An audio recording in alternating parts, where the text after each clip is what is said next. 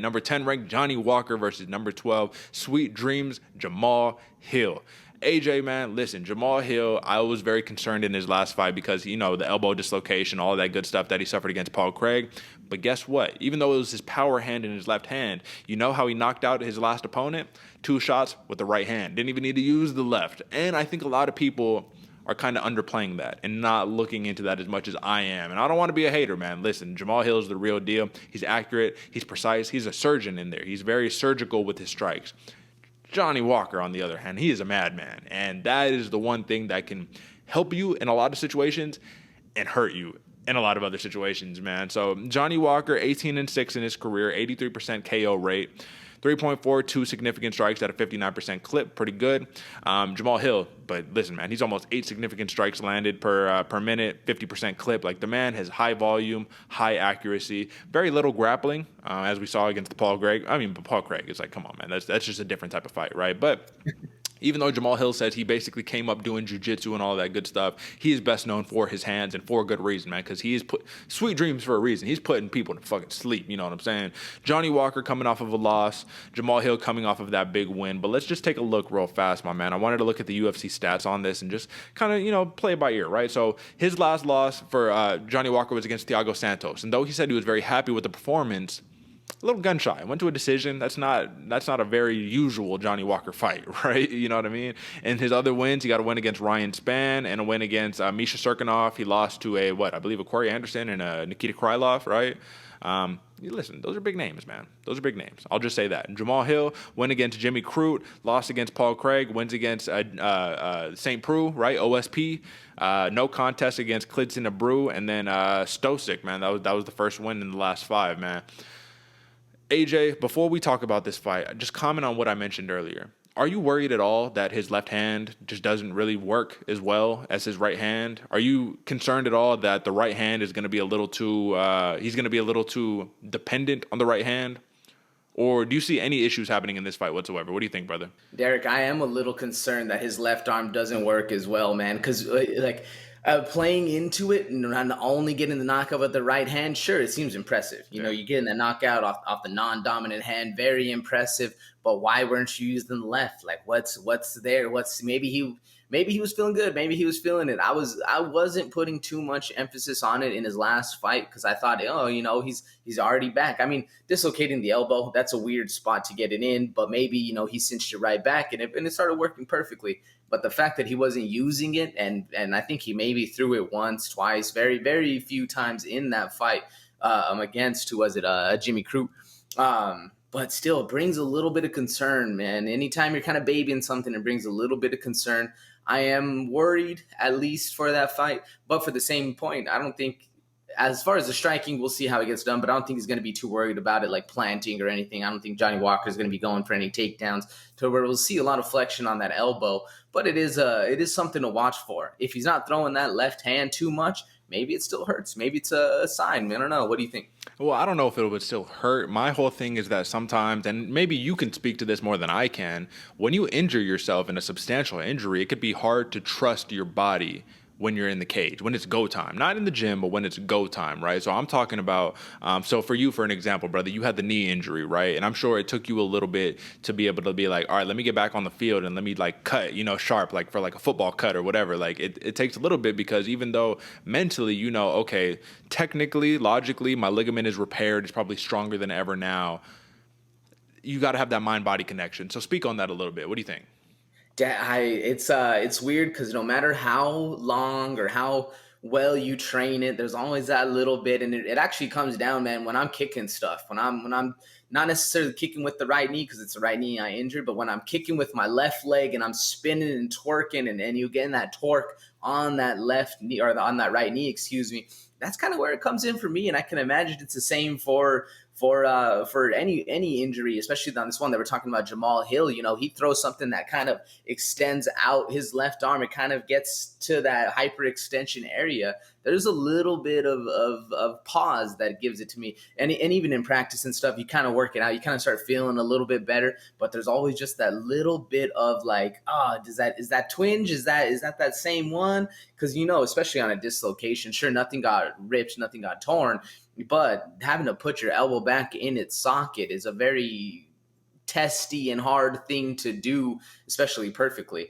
So I'm right there with you, Derek. I definitely think there's a mental, not lapse, but a mental hurdle that kind of needs to be jumped up and above, because it's you, like you said, in fight time, in real time, in the practice, yeah, sure, everything's good, but when you're going 100% like it's life or death, that's a whole new thing. Yeah, absolutely, man. So I like the assessment on that, and I think it's a pretty fair take because we're not discounting Jamal Hill. Like I said, at the end of the day, he could have absolutely no problem with that left hand. He's like, yeah, I just didn't need to use it in that fight. I'm just gonna. And we saw the impact that Jimmy Crute's face was, the damage on Jimmy Crute's face after just 2 shots. So Jamal Hill, if he lands flush on Johnny Walker, which I do think there will be a lot of openings because Johnny Walker is a madman, like I said, it could be a very early night, and Jamal Hill could easily get like a first round, second round knockout. But I honestly think the same thing could be said for Johnny Walker. I think Johnny Walker, being the reckless madman that he is, if he lands one good one on Jamal Hill from that unorthodox, weird angle, you're not expecting it because he's breaking the rules. Oh, they're going to throw the right cross? Okay, let me duck under. Let me go do this. Let me sidestep, right? There's no rhyme or reason to Johnny Walker's game.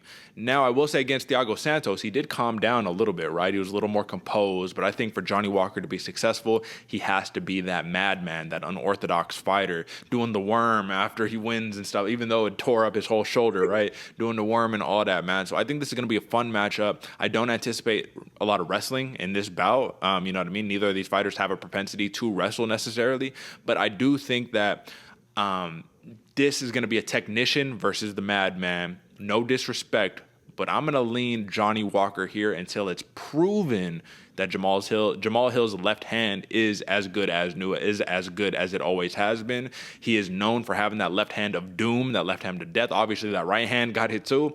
But Johnny Walker, he's working on 2 functional arms. You know what I mean? The only thing hurt is his pride because he lost his last one to Santos in the decision. But he also proved to us, AJ, that he can go a solid 15 minutes and not be concerned in terms of the gas tank. So do you think, so first tell me, who are you rocking with? Because I'm going Johnny Walker, but then I want to ask you one more question after. Man, I'm rocking with Jamahal Hill on this one. Yeah. Sure, we did see a more subdued and patient Johnny Walker in his last fight, but like you said, he can go 15. This one's for 25. Can he keep that? And I agree with you too, man. I think Johnny Walker needs to be the madman in there, needs to let loose, but still have a little bit of that patient calculation, but more so be the madman. I agree. I think this one's going to be a technician fight, man. The technician versus the wild man. And I think Hill's going to get it done. I'm going by decision as well. Jamahal Hill by decision. I think he's just going to be able to outpace, outgun, and outmaneuver Johnny Walker, even though the wild man can get things done with just one swing. So that's what I wanted to ask you, though. So you already answered my question. Okay, Jamahal Hill via decision. Okay, interesting. But like, in what scenario can you see Johnny Walker landing that knockout aside from that one crazy strike? Like, it's not like this dude can't knock people out. Let's look at the record, right? He knocked out Ryan Spann. He knocks out Misha Serkinov, Justin Ledet, Khalil Roundtree. You know what I mean? You want to go down the list. He's knocking out just about all of his opponents. Literally. He has overall, when we look at his ways by finish, 15 knockouts, 18 wins, 2 submission wins, 1 decision win. And when he has lost, he's been knocked out 3 times, submitted once, and lost 2 decisions. So, like, he knocks out just about everybody. What makes Jamahal Hill different from any other opponent, as opposed to a Ryan Spann, a Khalil Roundtree? You know what I mean? Like, these are high level prospects. Luis Henrique da Silva. I mean, that was a decision win on Johnny Walker's part, but like, these are like skillful opponents, brother. So like, what makes Jamahal Hill different in this bout? I think the patience of Jamahal Hill, the patience in the striking, how he's seeing things coming. Sure, he's going to line you up 4 or 5 punches, in those long combos, punches and bunches like we like seeing. But he's still a very smart and cerebral fighter, and he's very young. I mean, he's like 30 years old. They're both like young. They're both like 29, 30 years old. But I just think Jamahal Hill has that mental advantage to where he can stay calm, stay cool and composed, and still get the fight going. Whereas Johnny Walker, he's a little bit more on that opposite end, man. This is a yin and yang fight to me, man. We got 2 crazy sides going back and forth. Johnny Walker can easily get the knockout, though, if he sees something like a spinning elbow into some hammer fist. So I don't really see Jamahal Hill shooting. So I don't see those downward hammer fists coming down. Yeah. But something like that, where you get him off center and then start landing something crazy, I think that's where Johnny Walker will find success if he does. So, folks, I guess time will tell. Tune in this Saturday for the fight. This is your main event. Like I said, I'm rocking Johnny Walker. And let me just, you said decision, but let me check the over and under, see what the odds makers are thinking on this one. Over and under is 1.5 rounds, minus 150 for the over and plus 120 for the under. So, odds makers think that it's going to go over 1.5 rounds, so over 7 minutes and 30 seconds. And I agree. So, I'll take the over just because it's 1.5, but I still think that this fight is going to end in a finish. And I'm going to go Johnny Walker via knockout. I don't know how he gets it done, what round he gets it done, obviously past 7 minutes and 30 seconds, so second round and on.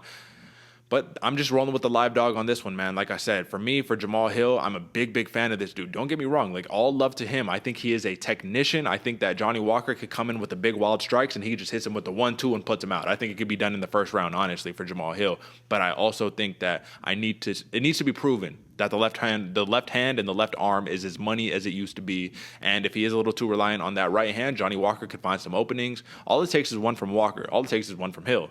Who lands it first? I guess that's the question, right? So that is your breakdown for the UFC Vegas 48 main card, folks.